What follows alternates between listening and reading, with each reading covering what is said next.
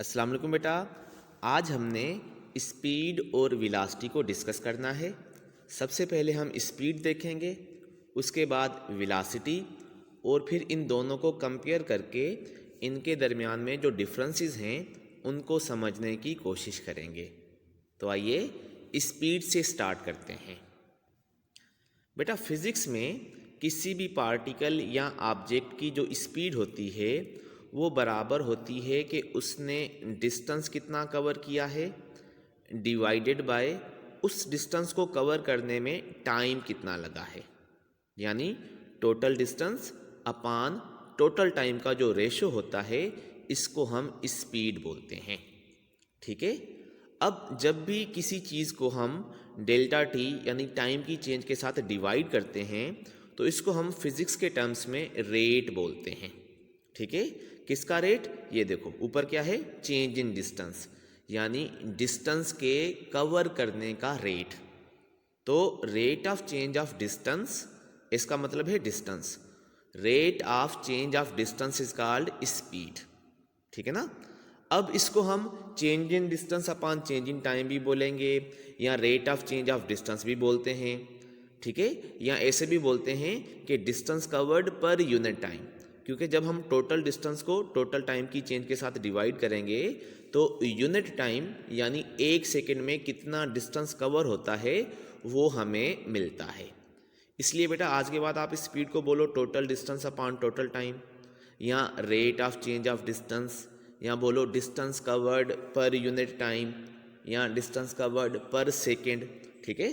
तो ये सारी स्पीड की डेफिनेशंस हैं। तो बेसिकली आपने करना क्या है कि आपने डिस्टेंस को टाइम के साथ डिवाइड करना है, तो आपको किसी भी पार्टिकल की स्पीड जो है वो मालूम हो जाएगी। अच्छा बेटा, ये जो स्पीड है ये स्केलर होती है, क्योंकि इस पर डायरेक्शन की चेंज का इफ़ेक्ट नहीं होता। ठीक है। और इसका जो ऐसा यूनिट है वो मीटर पर सेकेंड है। ये देखो डिस्टेंस का मीटर होता है और टाइम का सेकेंड, तो मीटर पर सेकेंड।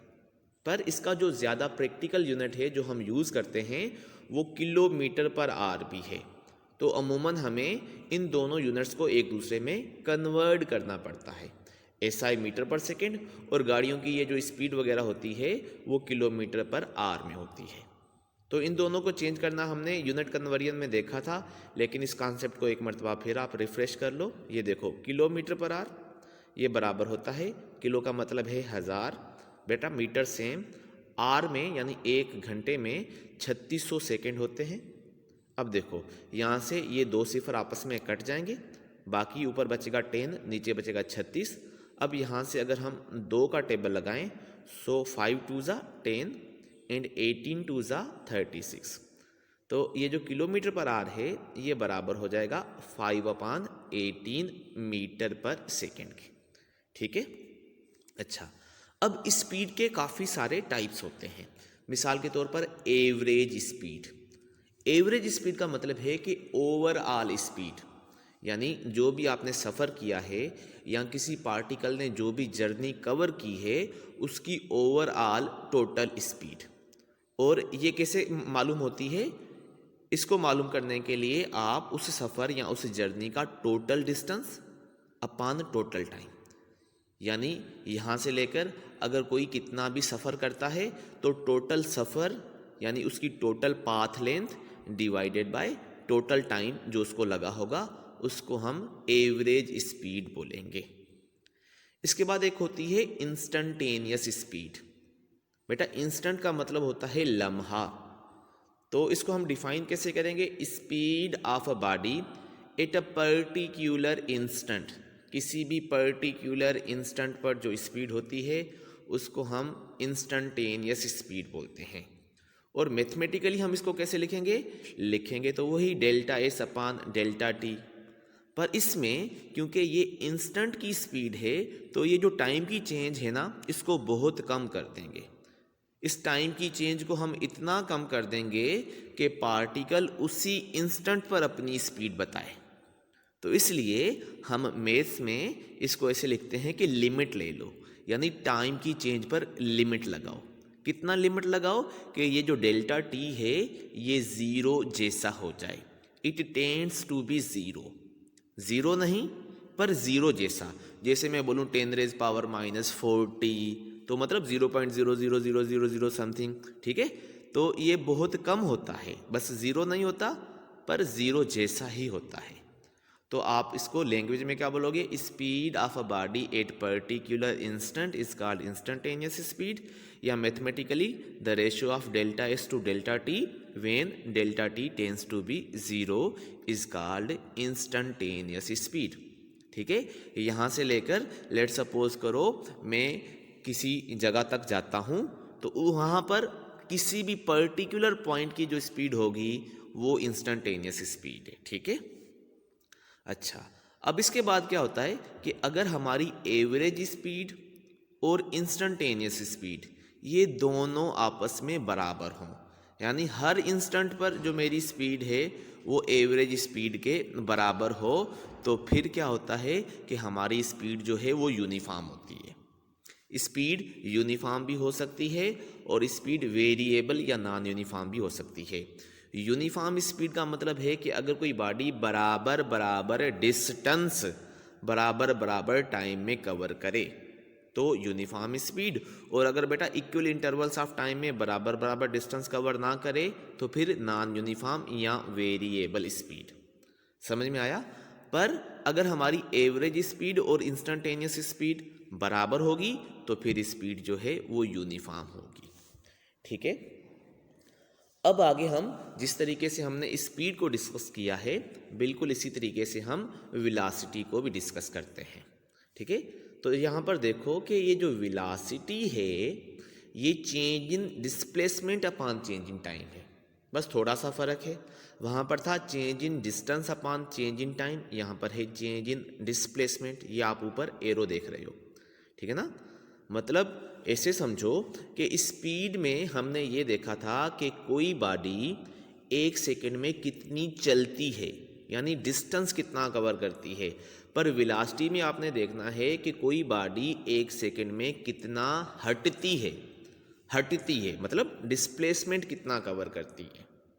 तो उसको हम बोलते थे rate of change of distance, इसको हम बोलेंगे rate of change of displacement, या फिर आपकी मर्जी आप बोलो displacement covered per unit time या displacement covered per second is called velocity.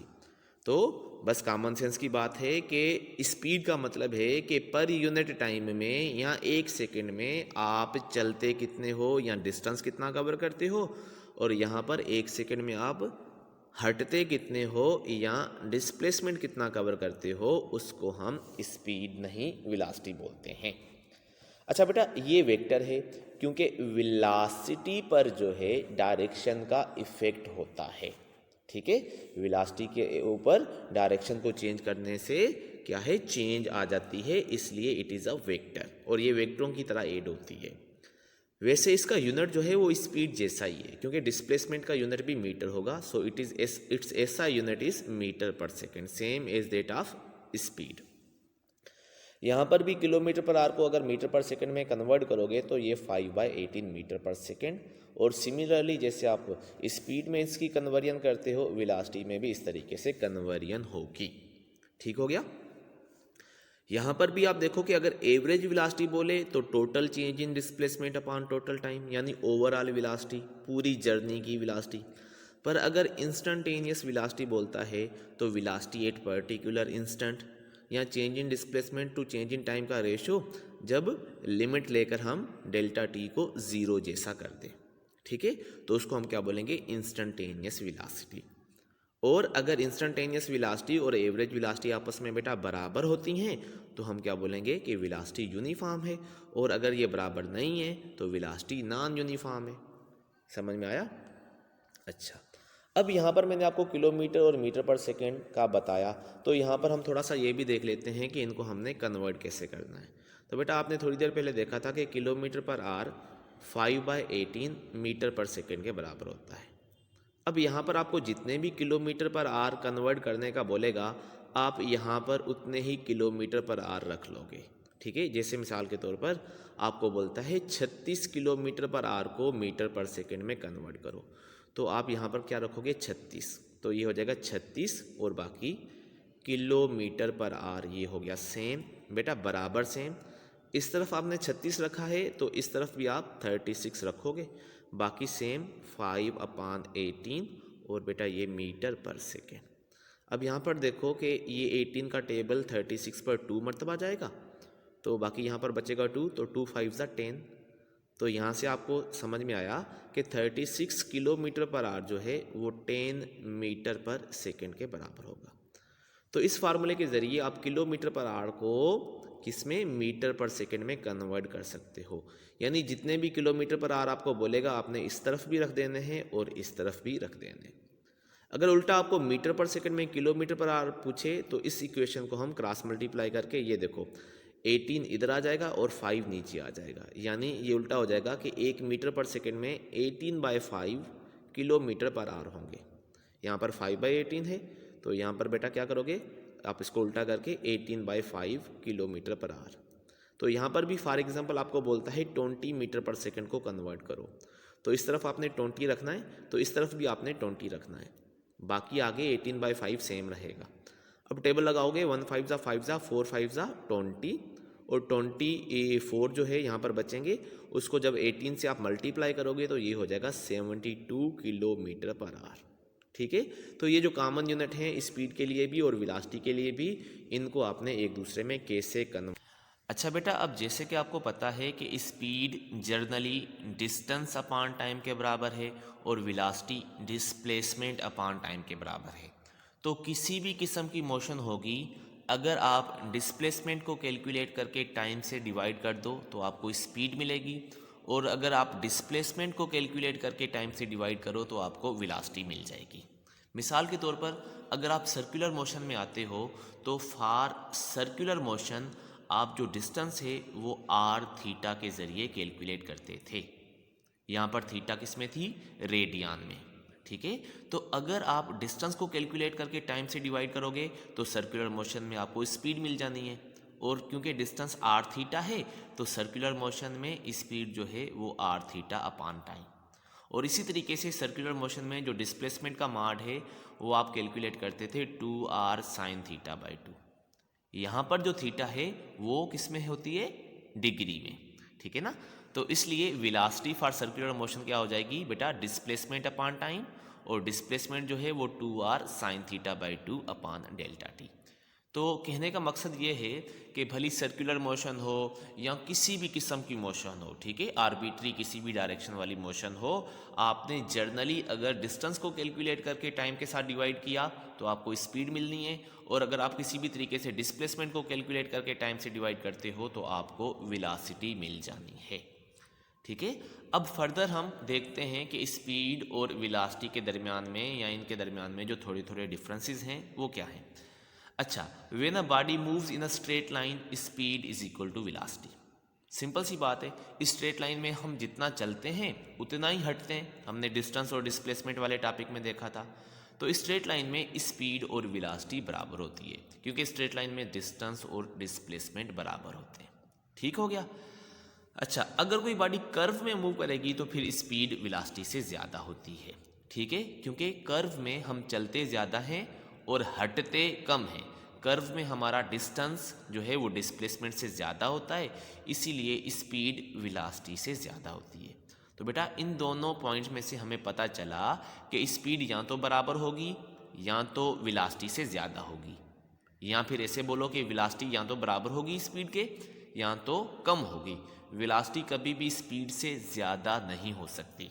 ठीक है, और स्पीड कभी भी वेलोसिटी से कम नहीं हो सकती। आगे चलते हैं। If velocity is uniform speed must be uniform too. देखो बेटा, वेलोसिटी जो है वो डायरेक्शन और मैग्नीट्यूड दोनों का नाम है।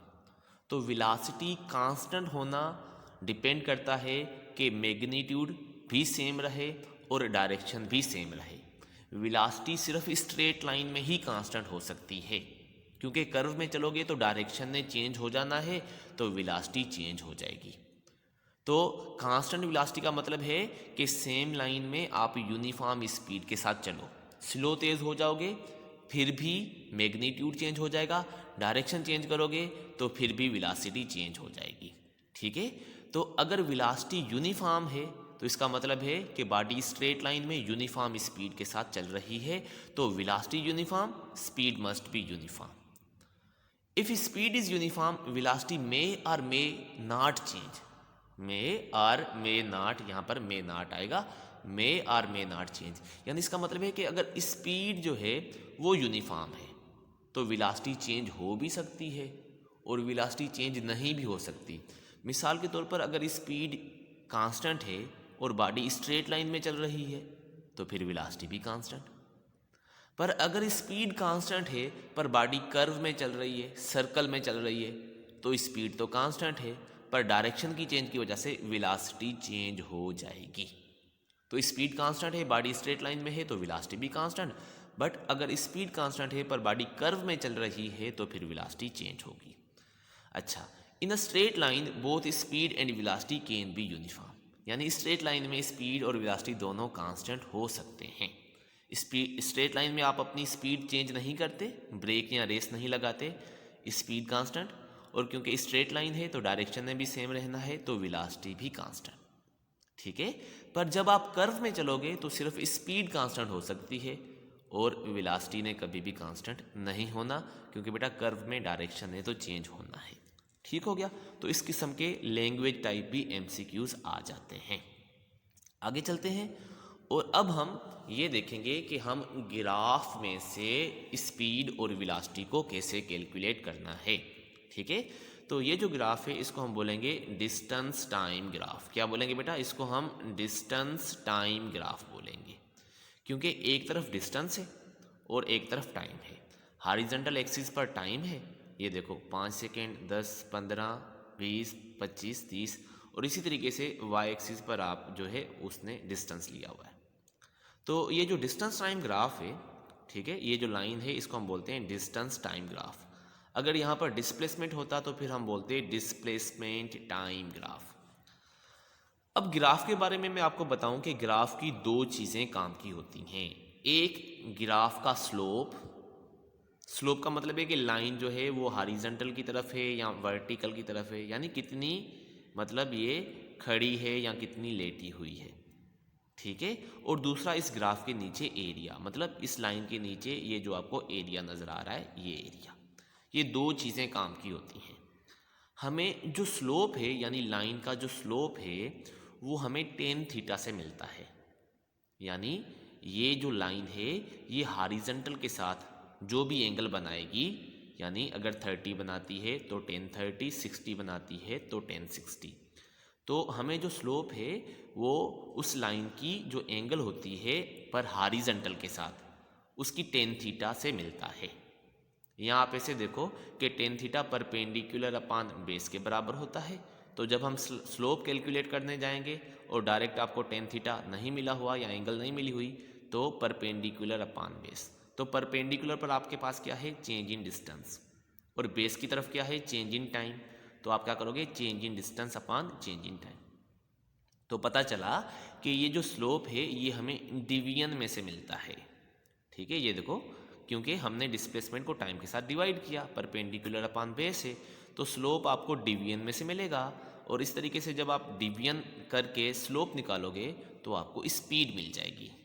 अगर ये डिस्टेंस अपान टाइम है तो देखो स्पीड मिल जाएगी, और अगर बेटा ये डिस्प्लेसमेंट अपान टाइम है तो फिर आपको वेलोसिटी मिल जाएगी। तो स्लोप आपको स्पीड या वेलोसिटी बताएगा, और ये या तो एंगल में से मिलेगा या ये आपको बेटा डिवीजन में से मिलेगा। ठीक है, आ रही बात समझ में? अच्छा, इसी तरीके से जो एरिया होता है, यानी इस ग्राफ के नीचे जो एरिया होता है, ठीक है, तो एरिया में आपको क्या करना पड़ेगा? डिस्प्लेसमेंट को या डिस्टेंस को टाइम के साथ मल्टीप्लाई करना पड़ेगा। ठीक है, डिस्टेंस को टाइम के साथ मल्टीप्लाई करोगे, और मल्टीप्लीकेशन में से आपको क्या मिलेगा? सोचो कि डिस्प्लेसमेंट या डिस्टेंस इनटू टाइम क्या होता है फिजिक्स में? तो डिस्टेंस जो है वो मीटर और ये सेकंड, तो मीटर इंटू सेकंड तो ये सच कोई फिजिकल क्वांटिटी नहीं है। इसलिए याद कर लो कि डिस्टेंस टाइम ग्राफ का जो स्लोप है वो तो हमें काम वाली चीज़ है और वो हमें स्पीड या वेलोसिटी बताता है, पर इसका जो एरिया है वो इतना इम्पॉर्टेंट नहीं है। डिस्टेंस टाइम ग्राफ का सिर्फ स्लोप इम्पॉर्टेंट है। पर आगे जाकर जब आप वेलोसिटी टाइम ग्राफ देखोगे तो बेटा उसका स्लोप भी काम का है, स्लोप में से हमें एक्सीलरेशन मिलेगी, और बेटा उसका एरिया भी काम का है, और एरिया में से हमें डिस्प्लेसमेंट मिलेगा। ठीक है, पर यहाँ तक अगर आपका डिस्टेंस टाइम या डिस्प्लेसमेंट टाइम ग्राफ है तो आपने जो है सिर्फ स्लोप निकालना होता है, और स्लोप जो है वो डिवीजन में से निकलता है। ठीक है, अब यहाँ पर मैं आपको थोड़ा सा और भी एक्सप्लेन करता हूँ कि देखो यहाँ पर ये देखो 0 से लेकर ये पहली लाइन है ए, और फिर बेटा ये बी है और ये सी है। ठीक है, अगर हम इसकी वेलोसिटी वगैरह कैलकुलेट करना शुरू करें तो देखो यहाँ पर ये जो पहली लाइन है इसमें आपने जो डिस्प्लेसमेंट है ये देखो यहाँ तक कितना है 30, और 30 में बेटा टाइम कितना लगा है 10। ये देखो यहाँ पर ये बेस कितना है इसका 10, तो आप क्या करोगे 30/10। तो इस लाइन की जो स्पीड है वो 3 मीटर पर सेकेंड है। आपने देखो परपेंडिकुलर अपान बेस किया तो आपको स्पीड मिल गई। ठीक है, पर ये जो लाइन है बी वाली ये हॉरिजॉन्टल हो जाती है, इसका स्लोप 0 है, क्योंकि ये देखो बेटा 0 एंगल है तो tan 0 = 0 हो जाएगा। तो हॉरिजॉन्टल लाइन का स्लोप 0 होता है, और क्योंकि स्लोप में से हमें स्पीड मिलनी है तो देखो यहाँ पर स्पीड क्या हो गई बेटा 0 मीटर पर सेकेंड, ये बी का है।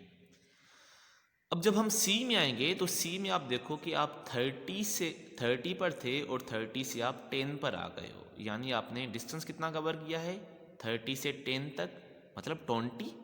तो ये देखो 20 मीटर पर सेकेंड। ठीक है, ये 20 है, और 20 में आपको जो टाइम लगा है, सॉरी यहाँ पर कितना होना चाहिए था, ये 20 है, और 20 में आपको यहाँ पर ये थोड़ी एरर है, ये देखो ये 20 है और 20 में आपने टाइम कितना लगाया है, टाइम आपको लगा है 10। ठीक है ना, ये 20 सेकंड से 30 सेकंड तक ये डिस्टेंस, ये टाइम का चेंज कितना है 10।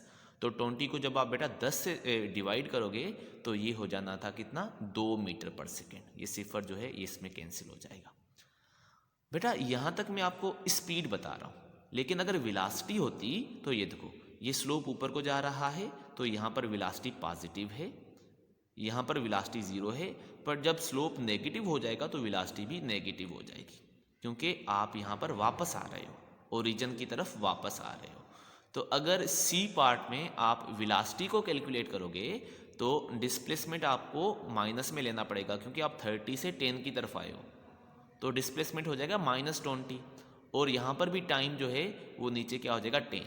तो टाइम के साथ जब इसको डिवाइड करोगे तो 10, तो 20 में से 10 से डिवाइड करोगे तो सिफर तो कट जाएगा, तो यहाँ पर बचेगा -2 मीटर पर सेकेंड। तो यहाँ इस पार्ट में जो वेलोसिटी होगी वो -2 मीटर पर सेकेंड, और स्पीड जो है वो बेटा +2 मीटर पर सेकेंड। अगर हम ओवरऑल इस ग्राफ की एवरेज स्पीड निकालें तो एवरेज स्पीड कैसे निकलेगी, टोटल डिस्टेंस। एवरेज स्पीड क्या होती है, total distance upon total time. तो देखो यहाँ से यहाँ तक टोटल टाइम तो 30 है, तो टोटल डिस्टेंस कैसे निकालोगे, ये देखो बेटा यहाँ से आप यहाँ तक गए 30, इसमें तो आप गए ही नहीं, ये देखो 30 के सामने ही खड़े हो, और फिर आगे 20 और आए। ठीक है ना, तो 30 इसमें और 20 इसमें। डिस्टेंस में मैटर नहीं करता कि आप किधर को जाते हो, ये सब जो है ये काउंट होगा। तो 30 और 20 50, और 50 में आपको टाइम लगा 30, तो 50 को 30 से डिवाइड करोगे तो 1.66। जबकि अगर आप एवरेज वेलोसिटी निकालते तो आपने टोटल डिस्प्लेसमेंट देखना था। तो ये देखो 30 आप पहले गए, इस पार्ट में तो आप चले ही नहीं हो, स्लोप 0 है, और फिर 20 वापस आ गए, तो आप हटे कितने हो, आप हटे हुए हो कितने बेटा 10। तो 30 + 20 माइनस, तो डिस्प्लेसमेंट में आपने माइनस भी करना है, तो 30 - 20 बचेगा बेटा 10। तो हटे हुए आप कितने हो 10, और 10 में टाइम कितना लगा है वही 30। तो देखो 10/30 = 0.33। तो वही बात हो गई कि जब आप स्ट्रेट लाइन में नहीं चलते, इस तरीके से कर्व चलते हो, तो आपकी देखो स्पीड ज़्यादा है और आपकी जो वेलोसिटी है वो कम है। अच्छा, अगर बेटा स्लोप यानी एंगल के हिसाब से स्पीड या वेलोसिटी मालूम करनी पड़ती, तो मिसाल के तौर पर अगर यहाँ पर एंगल होती, सपोज करो इस ग्राफ की 60 डिग्री, तो आपने क्या करना था कि tan 60 यानी स्लोप निकालने के लिए आपने करना था tan 60, और आपको बेटा पता है कि tan 60 किसके बराबर होता है, √3।